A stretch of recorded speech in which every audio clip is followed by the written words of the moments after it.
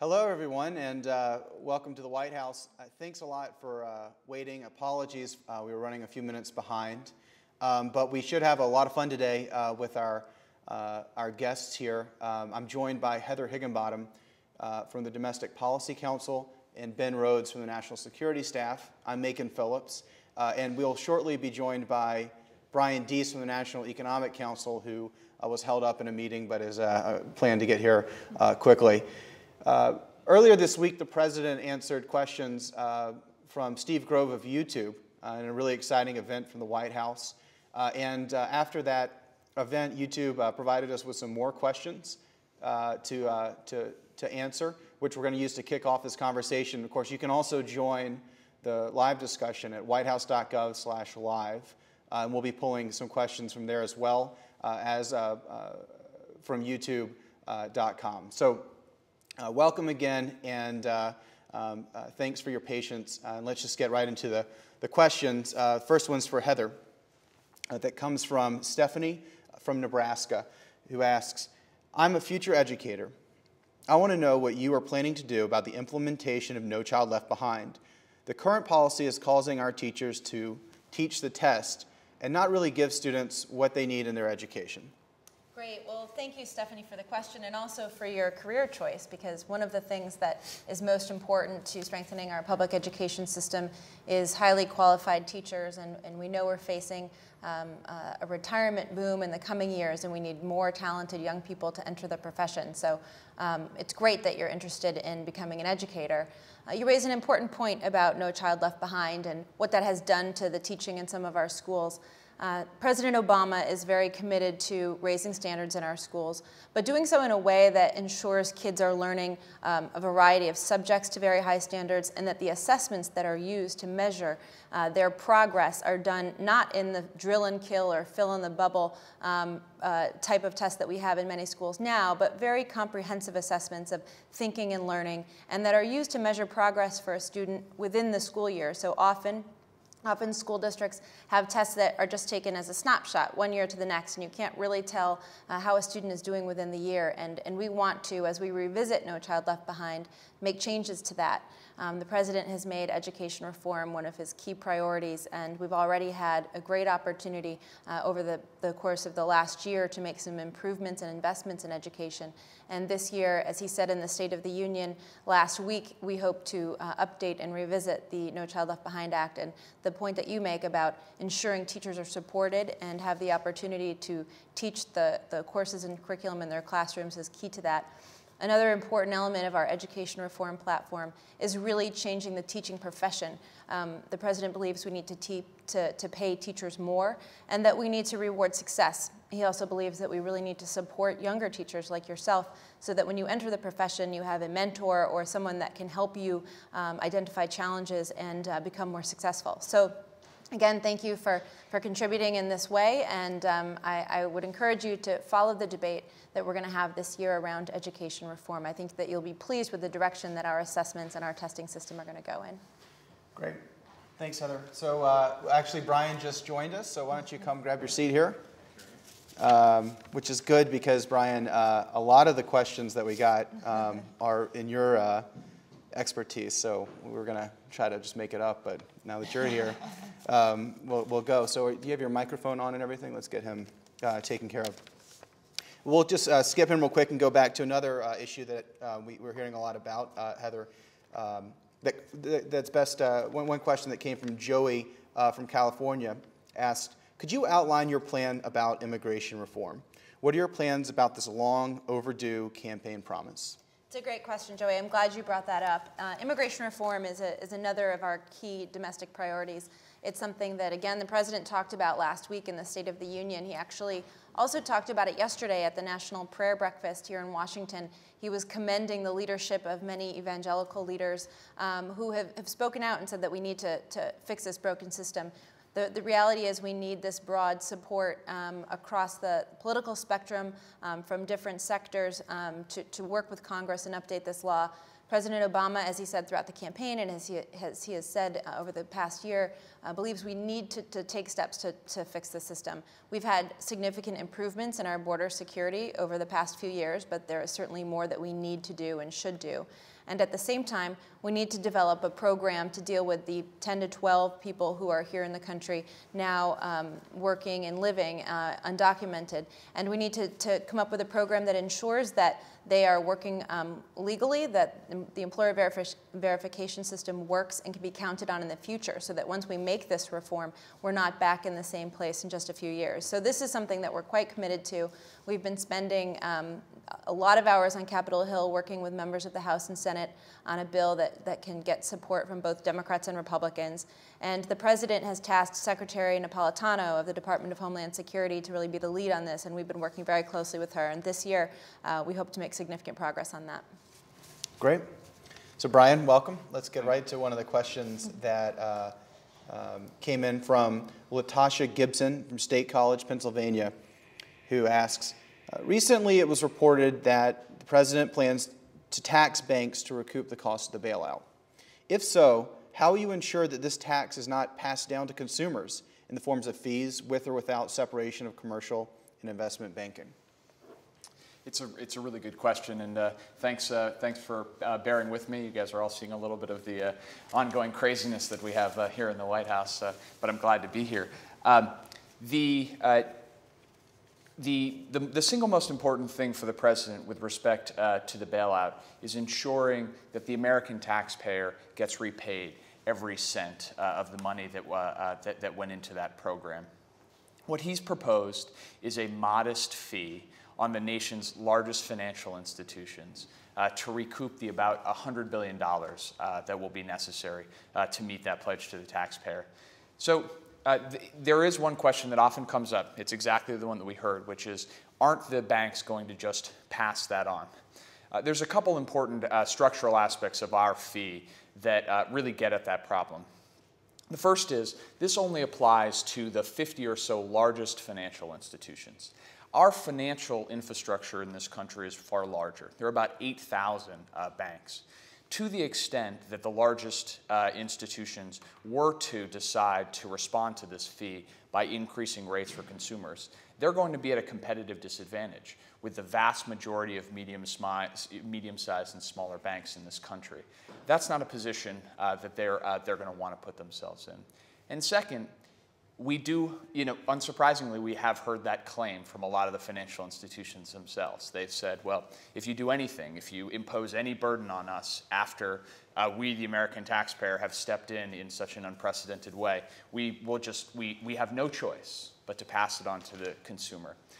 It's a difficult argument to take seriously during a period where these banks are now returning to record profits and in some cases passing on record bonuses to many of their top executives. Our view is that if these banks really have no other option, they could look to these bonuses that they're paying rather than passing on the cost to consumers. So for a number of reasons, we think that and are confident that this is not going to get passed on to consumers. And fundamentally, it's vitally important because the taxpayers should not have to bear the cost of this rescue. Okay, great, thanks. And we're going to take our first video question that came in, and I believe that comes from Bill in Virginia. I'm going to cue that up here, and hopefully we'll be able to put it on your screen at home.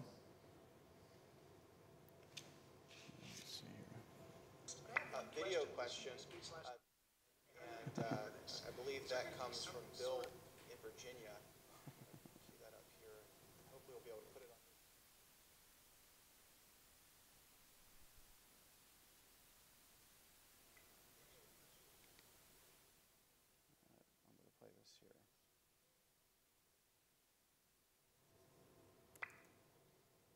Apologize for the delay. We're figuring that out. Thank you for your leadership in the clean energy arena. I have one question. Listening to the speech last night, you did say how you're going to pay for this. Is there going to be some sort of cost for carbon, or are big polluters going to be allowed to continue polluting our environment for free, no consequence? Apologize for the delay. We're figuring that out. Did you hear the question? I think I did, and I think the question was, are we going to put a cost on carbon so that big polluters have to pay when they emit carbon into the atmosphere, as opposed to continuing to do so for free. I think what you have heard from the President of the State of the Union, and what you've heard, frankly, throughout this presidency, is a commitment to build a clean energy economy in this country. That's going to require a lot of steps, a lot of which we've already made progress on so far. It's going to require new investments in the clean technologies that really have a chance to lead the way in this clean energy economy. Investments in things like wind and solar, advanced batteries that will help in the next generation of cars. It's also going to require taking steps to create new incentives so that energy efficiency and clean energy are profitable. And that's really what the comprehensive climate change legislation that's currently working its way through Congress is about. The House has passed a comprehensive climate bill, and the President remains committed to working toward getting a similar bill through the Senate as well. It's not going to be easy, but we remain committed to that goal. And we do hear a lot about the questions of, can we afford that kind of change? Can we afford that kind of change in our economy right now? But I think the President's perspective is that the country that ends up leading in the clean energy revolution is going to be the country whose economy ends up leading in the 21st century. He wants America to be that economy. He thinks comprehensive climate legislation is an integral part of that, and so we're going to keep working towards that goal. Great. So I apologize for the technical error there. Let's see if we can get it right the second time. And Ben, we actually have a question for you now, our next video question. So we'll cue it up here while they're playing it on the screen.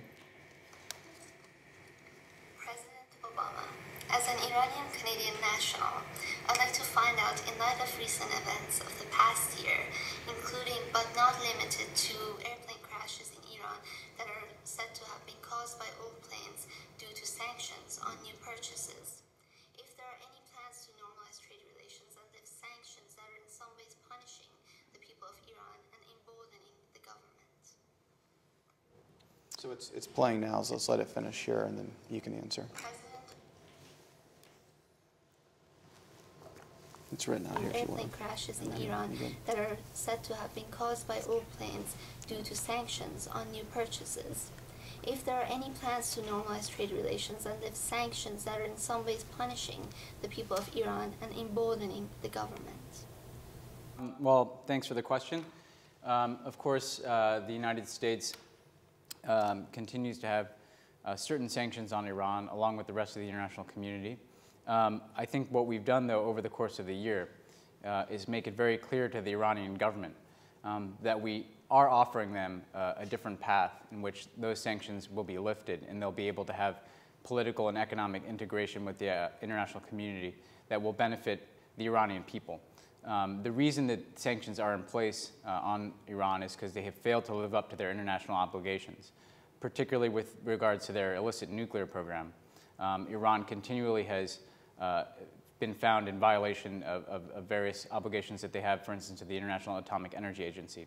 For instance, just this last year, it was revealed that they've been building a secret nuclear facility in Qom that was in violation of their international obligations.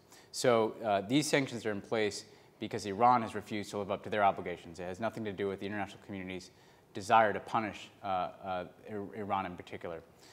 And what we've said is, if you shift course and change your behavior, we will have deeper economic and political integration with the Iranian government. Unfortunately, to date, the Iranian government has not taken that opportunity. For instance, a very fair deal was offered in which we would help Iran develop medical isotopes for a research reactor in Tehran if they agreed to ship their low-enriched uranium to a third country. They still haven't taken that offer, which remains on the table. And what we've said is, if Iran continues to violate its international obligations and develop an illicit nuclear program that could be used for a nuclear weapon, we will have to move to increase sanctions. However, I just want to underscore, though, that the onus is really on the Iranian government, because they have the choice. If they live up to the responsibilities that any other country and any other government has to live up to. So again, it's not singling them out, it's holding them the exact same standard that other countries are held to. those sanctions won't be imposed, and Iran can have that better relationship with the international community.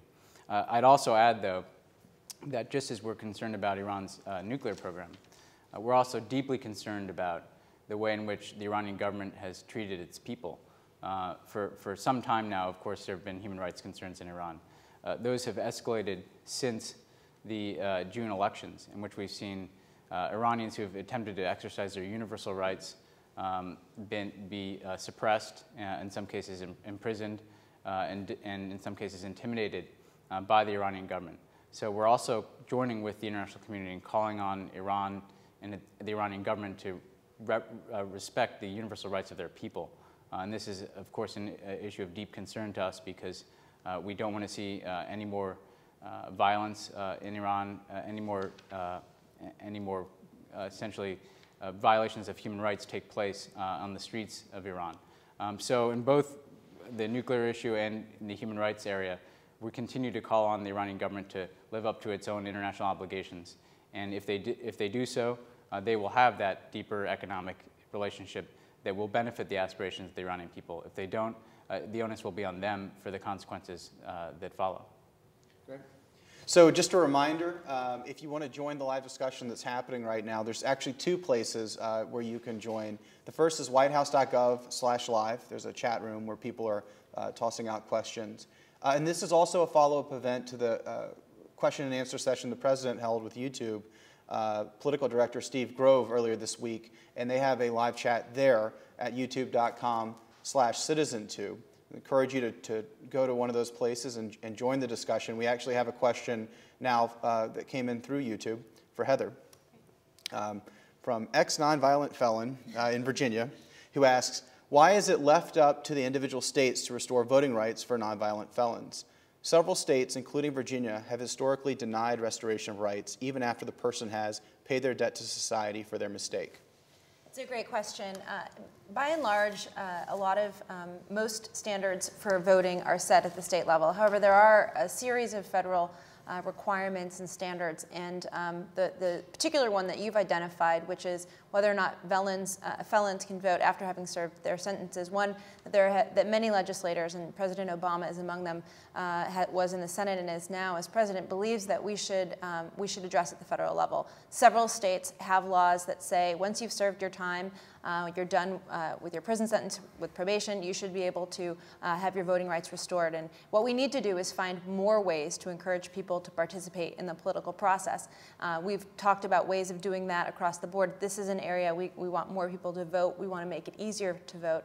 And the president's position and many other legislators' position is that for felons, once you've served your sentence and you've done your time and you've completed that, you should have your voting rights restored.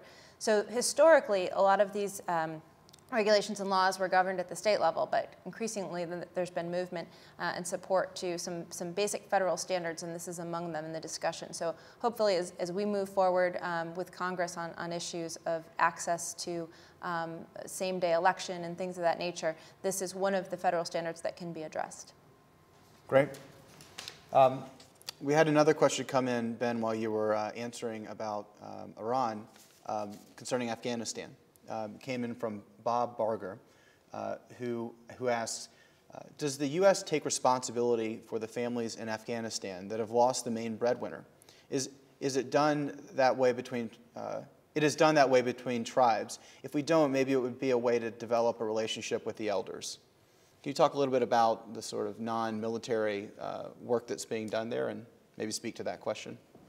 Sure. Well, it's an interesting question, Bob, and first of all, you speak to a broader challenge in Afghanistan, which is that this is a country that has been plagued by war, not just for several years, but for decades.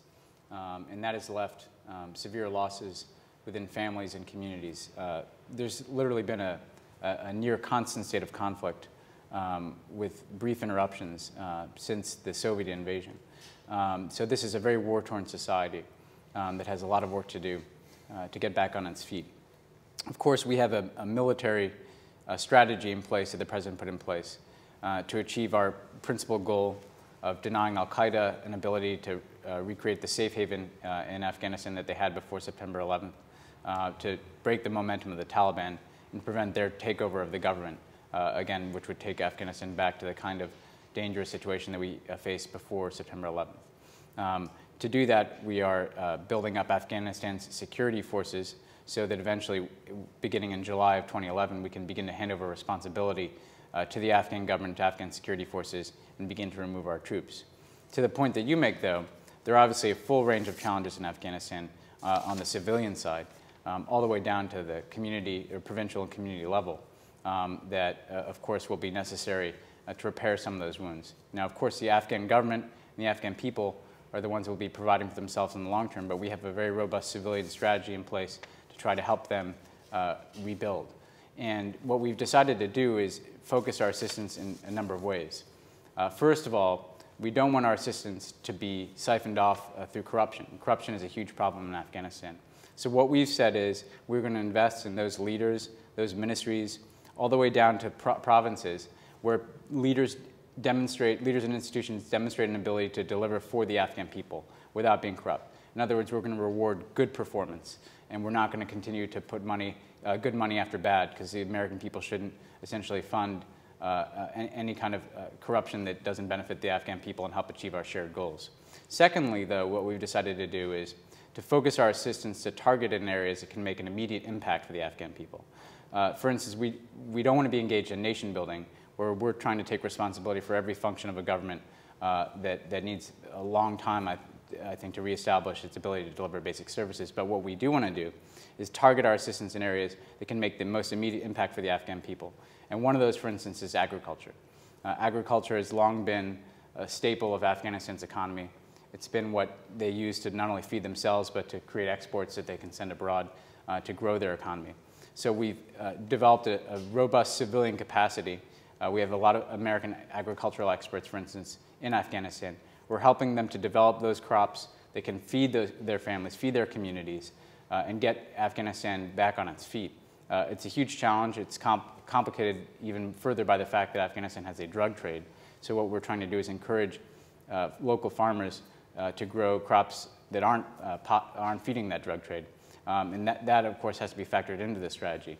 But when you talk about the relationships that you mentioned, those tribal relationships, those local relationships that are so important, that's what we're focused on, is the kind of assistance that can reach ordinary Afghans, make a difference in their lives, while on a complementary basis, we're providing more security for them. Because if there's no security in these communities, then there's never going to be a capacity for them to rebuild the kind of economic development that they need to sustain themselves over time. So we can't do it all ourselves. We can't put Afghanistan back on its feet all by ourselves, but what we can do as we carry out our military strategy is, in a complementary sense, improve the governance and development capacity that can have Afghanistan sustain itself as we begin to draw down our own presence. Great. Yeah, okay, Brian, our next question is for you. It comes from Sean in New York, who simply asks, what are you doing to bring manufacturing back to the United States? It's a great question, and it's one that we spend a lot of time focusing on. I would say that after several years of a manufacturing industry that has been really battered in the U.S., we are starting to see some positive signs, some indications of a manufacturing leveling off. And for the last several months, we've actually seen expansion in the manufacturing sector. And today, we received news that the manufacturing sector added jobs last month. That's the first time in a while that's happened. Obviously, we have a long way to go, and the manufacturing sector faces a lot of challenges. And so we are looking at that issue across several areas. First is identifying how to transition and help our manufacturing sector move into the 21st century. So we know that the manufacturing sector of the last century is not going to replicate itself in this century. We operate in a global economy. We operate in an economy where technology is rapidly changing the way that we make things. The fundamental question is, how can we continue using the skills that we have as the American economy to figure out how we can continue to lead and continue to make things here in this country? Clean energy, I'll just take one example, is an area where we think that there is great promise for American manufacturing. Right now, we're seeing substantial growth in a number of areas, like building the components that go into wind turbines, building the components that go into solar installations, and building advanced batteries as well. So we are focusing on targeted ways the government can help private businesses and help the private sector expand those operations. Some of that is through tax incentives, ensure that we are providing companies opportunities to benefit if they locate their operations here. In the Recovery Act, we passed a program that provides a 30% tax credit for companies that build renewable manufacturing here in the United States. That's something that's important, can encourage companies to invest. Another is helping our companies think about how they can access global markets, because in areas like clean energy, where the global market for goods is growing, we want to make sure that our companies are exploiting those opportunities and gaining greater market share abroad, because that gives them a chance to expand, hire workers, and have more jobs here. So we are looking at how to give our companies access to those markets, how to make sure that other countries are playing by the rules of our global trading system to ensure that they're not putting our companies at a competitive disadvantage. All of these steps are things that can help ensure that we have a strong renewable manufacturing base in this country. The president often says that while we can't look back and we can't go back to the way things were, we cannot have an America where we don't make things here in this country. Manufacturing is a lot about who we are as Americans. It's also a lot about powering our economy forward. It's a sector of the economy that is often more productive, more innovative, and where a lot of the ideas that then help the services sector grow as well come from. So a lot of these specific steps that we're taking, we're going to continue taking, but manufacturing, ensuring that we have a strong manufacturing sector in this country is a real priority for us. Great. Thanks. Heather, the next question is for you. It comes from CB in New York. This was a question we got through the YouTube program. The price of prescription medicine is outrageous. What are you going to do to lower the cost of prescriptions and possibly cap the prices? It's a good question, CB. One of the most important reasons for the president's effort on health reform is to address the spiraling cost of healthcare, and that includes prescription drugs. There are several key elements in the package that the House and Senate have passed that would address the cost of prescription drugs. One thing that's very important that a lot of people have been focused on is something called the donut hole, and that's a coverage gap in the Medicare prescription drug program. We can't tell how old you are from the question that you submitted, but we have an issue within some of our existing programs, as well as just the cost of prescription drugs that are rising under health insurance now. And so the health reform package contains several different ways to try to address that, including within Medicaid and Medicare. But really the issue driving healthcare and healthcare reform is about the exorbitant cost of healthcare and how it's rising and making it very unaffordable. Just yesterday, the president talked about a campaign volunteer that those of us who worked on the campaign and work here now heard the story and were very moved by it. She was a very, very active volunteer in the campaign in St. Louis, Missouri, and she came down with breast cancer, and she only had a health insurance policy that she referred to as get hit by a bus coverage. It wouldn't cover things like routine exams, and when she was diagnosed with breast cancer, it was too late, and she just recently passed away, which was really tragic. And the reason that the president invoked this woman and her commitment was that she was fighting for healthcare reform and to advocate for it even before she herself became sick. She was fighting for it, not just for herself, but for others. And that's really the motivation that the president's had in moving health reform forward and dealing with the high prices, whether it's the prescription drugs, whether it's deductibles, whether it's the premiums, whether it's access to care at all is critically important. So the cost of prescription drugs is very important, and there's different mechanisms to address that. But really, the big issue here of healthcare costs in general is what's driving a lot of our work in this area. Great. So we're going to answer two more questions. I want to give a heads up. We're going to do a video question as the second question here, but the first will be for Brian, which comes from CK in Cincinnati, who says, Mr. President, I'm hoping that you can clarify some of the statements you made during the State of the Union. How can you do a spending freeze and a job plan at the same time? It's a great question. It's a great question. And we face a really tough challenge in the current economy. We have pulled back from the brink of what really could have been a depression just about a year ago. Our economy is growing again, but we haven't brought job growth back. And so there are, for millions of American families, what feels like a technical expansion, or what is a technical expansion, continues to feel like a recession. And so in the immediate term, that has to be our priority. At the same time, when we came into office, we inherited a deficit that was over $1 trillion.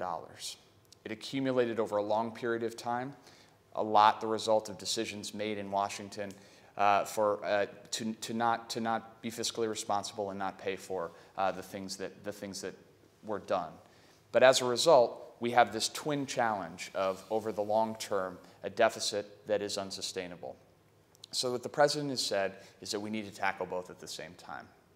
What that means is, in the short term, immediately, we need to make investments to create jobs. That's what you heard from the President at the State of the Union. And in the past week, the President has been out at event after event talking about specific proposals to help small businesses hire employees, bring on new jobs, make new investments immediately. We're hopeful that the Senate is going to act on a jobs bill very soon, and the President wants to sign additional jobs legislation into law without delay. But at the same time, we don't believe that we can wait to start to take the tough steps that will need to be taken down the road to rein in the deficit and ensure that we retain a level of confidence in our economy and our economic stewardship.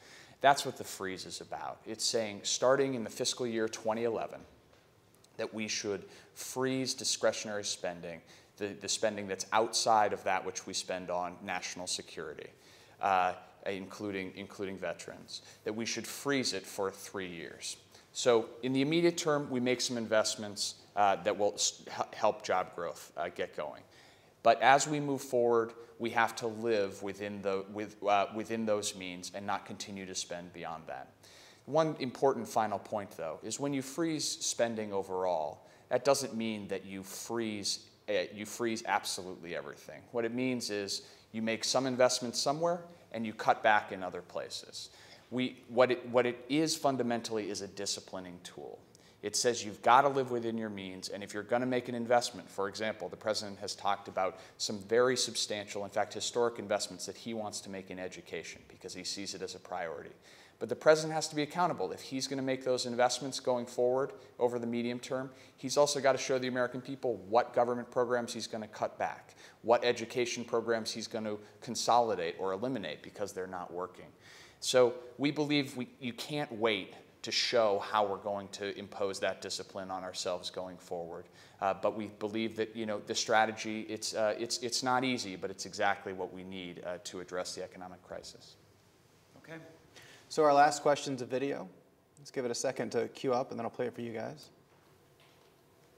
Good? Okay. President Obama declared nuclear weapons to be the greatest danger to the American people and restated his support for a world without nuclear weapons. So, we want to know what actions you will take in the next 3 years to move the world decisively in that direction. Will you declare clearly that the U.S. will not build any new nuclear weapons under any name or guise?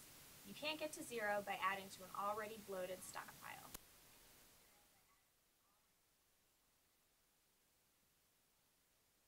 Thanks, Walt. It's a great question. The President has made reversing the spread of nuclear weapons a centerpiece of his national security policy. And what he has also said is we must seek the ultimate goal of a world without nuclear weapons, understanding that we're not going to reach that goal anytime soon, but that the only way you can enforce non-proliferation regimes around the world, the only way that you can mobilize efforts to secure all loose nuclear materials so they can never fall into the hands of terrorists. The only way that you can secure the United States is if you're moving in the direction of zero. We have a number of steps that are already in motion, and several more that we plan to pursue within the next 3 years, as you identify, to pursue that goal.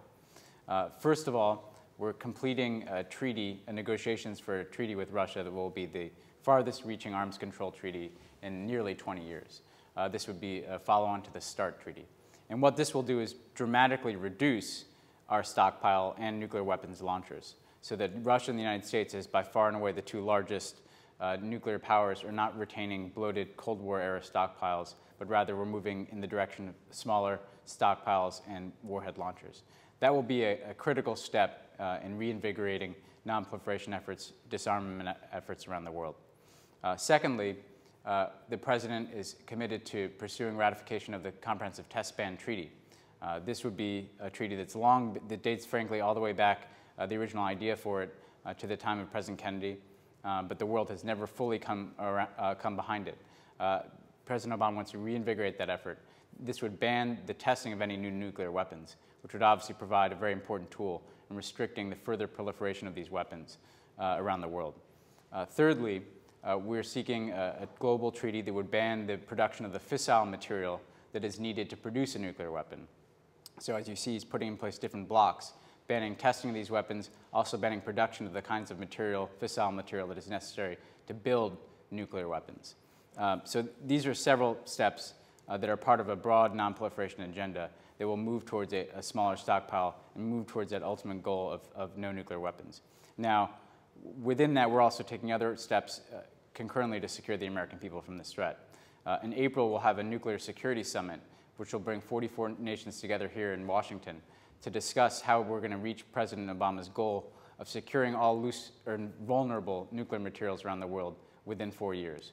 The problem here is that you have facilities, material that aren't entirely secure in different parts of the world. We know, for instance, terrorists are trying to acquire these weapons, and if they could ever use it, of course, it would possibly have catastrophic consequences.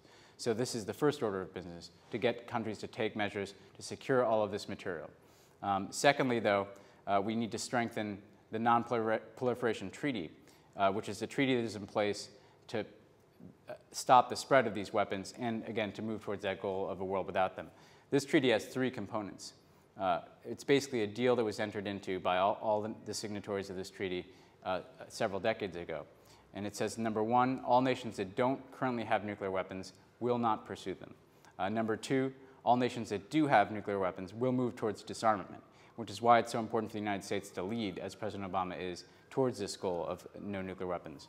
And third, that all nations will have the right to peaceful nuclear power. So right now, we're trying to reinvigorate that treaty because that's the tool that is in place, for instance, to hold accountable nations like Iran or North Korea who violate that treaty by pursuing a nuclear weapon. And so what we've said is we're keeping our end of the bargain up. We're moving in the direction of reducing our nuclear stockpiles, but Iran and North Korea and countries like that are not allowed to break the rules and must be held accountable, for instance, through stronger sanctions when they do. So we're seeking to strengthen the NPT as a fundamental basis of non-proliferation around the world. Lastly, and to your question about our own stockpile and how we maintain it, the President has said, of course, as long as nuclear weapons do exist, the United States must maintain a credible deterrent for ourselves and for our allies. We're not going to unilaterally disarm. This is going to be a process that's done globally. So we'll be maintaining that stockpile in order to defend the American people. We'll be coming out with a nuclear posture review in the next month or two that will address your question, which gets right to the matter of, again, how do we maintain our stockpile in a credible way over time to ensure that we have a deterrent. So I don't want to get ahead of that release, but what I will say is that the President will be taking a whole range of steps again to reduce our stockpiles, to ban testing, to restrict the production of this material, to secure loose nuclear materials around the world, and to rally the world to stop their spread to additional nations so that the American people are protected from this threat. Great. Okay, well, that concludes today's chat. Really appreciate all of you joining in. And the video of this chat will be available at whitehouse.gov, so share it with your friends. and we'll look forward to doing more of these. And for those of you in the D.C. area, hope you enjoy the snow this weekend and stay warm and safe. And for all of you, have a great weekend, and we will see you again soon. Thank you.